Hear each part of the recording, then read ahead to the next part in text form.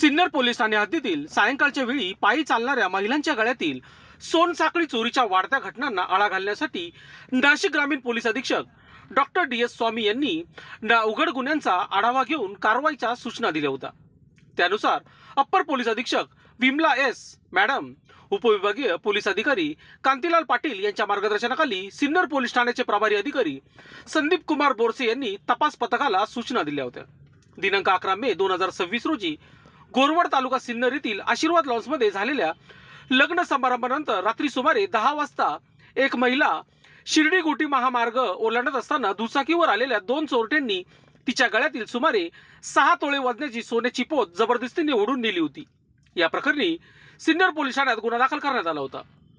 तपास पथकाने फिर्यादीकडून मिळालेल्या आरोपीच्या वर्णनावरून तसेच विविध ठिकाणच्या CCTV फुटेजच्या आधारे आरोपीची ओळख पटवली।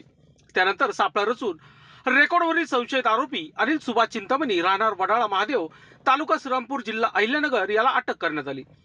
चौकशीत आरोपीने त्याचा साथीदार प्रकाश गोनके राहणार उबाडे तालुका इगतपुरी जिल्हा नाशिक याच्या मदतीने गुन्हे केल्याची कबुली दिली।